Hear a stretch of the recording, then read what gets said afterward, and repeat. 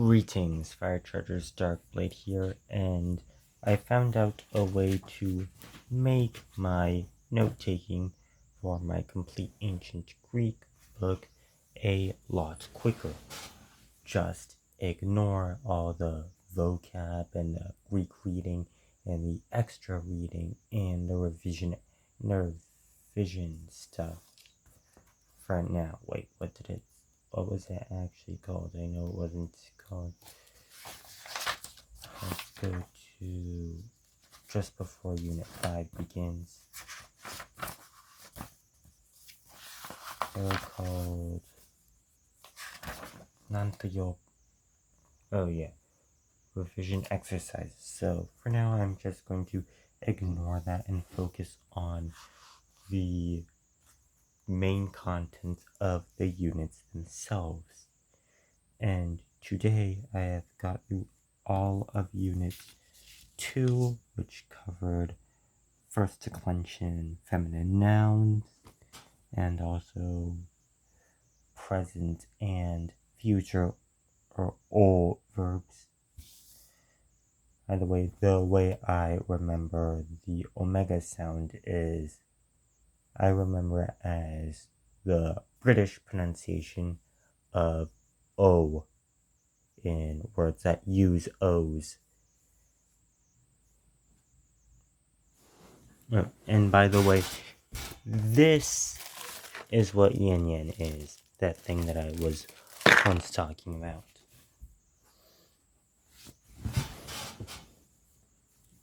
Oh, so if you hear me try to imitate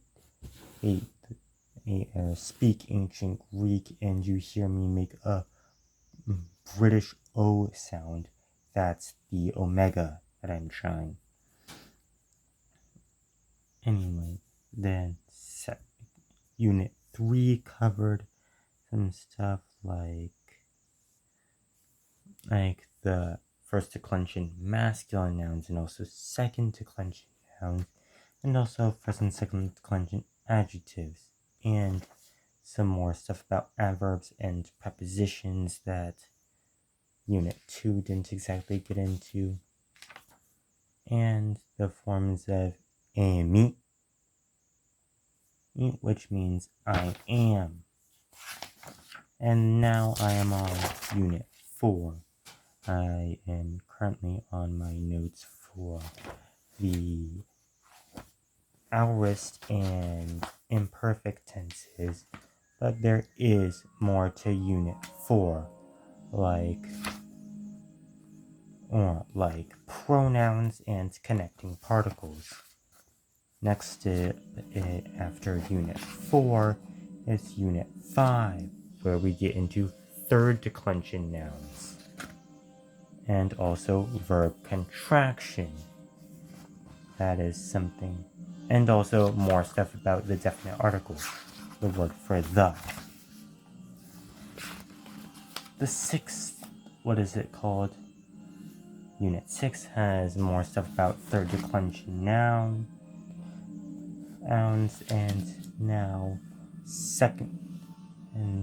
also contraction within adjectives and nouns of the first and second declension.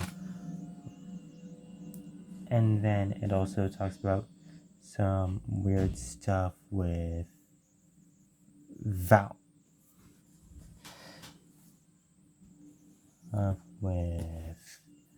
all verbs whose stems end in plosives. If you're wondering, the plosive letters in ancient Greek were gamma. I'll say them in alphabetical order. They were beta, gamma, delta. What else were they? Kappa. No. Theta, kappa, P, and K, and P. And I'm trying to say all of these in classical Attic era pronunciation. these are the 9 plosives. It talks about how there's to form the, what's it called, the future and aorist tense in these verbs in the case that they had an original y sound glide right after their stem, in which this y glide is still present.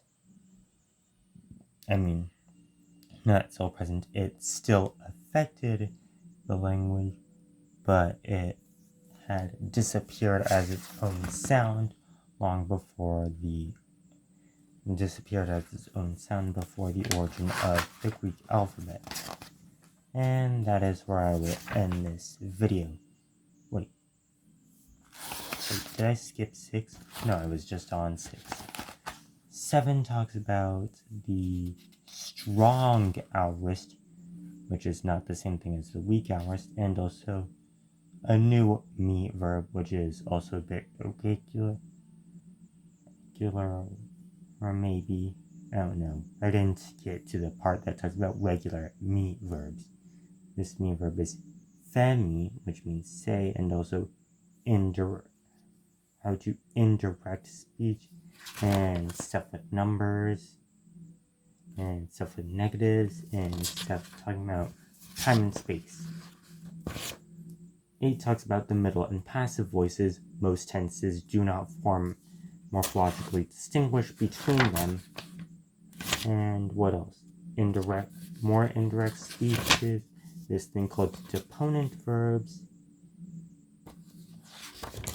and more third declension nouns. However, these third declension nouns have vowels as their stem, not to be confused with the consonants in third declension nouns from units 5 and 6. Blacks were almost similar to third declension nouns. 9 is about demonstrative pronouns and other pronoun stuff. Pronouns are very, very complicated. All the different types of pronouns. Unit 9 is just pronouns, period.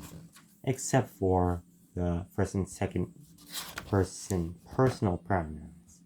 And 10 starts with more pronouns. And then it talks about stuff related to asking questions and first and second declension adjectives and third declension adjectives. I'm too scared to show you the book as I'm worried that might get me copyrighted.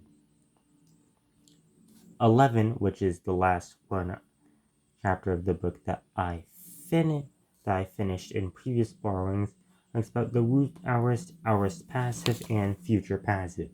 Because if the strong and weak aorist weren't enough different aorist types. Then it talks about other ways. Then it talks about agent or instrument. For example, now that you know about passives, how do you say the doer of a passive action? And how do you say what was used to do a passive action or just an action in general? Also, now it goes into verbs with, what is it called? Sonorant consonant stems. Those are lambda, mu, and rho.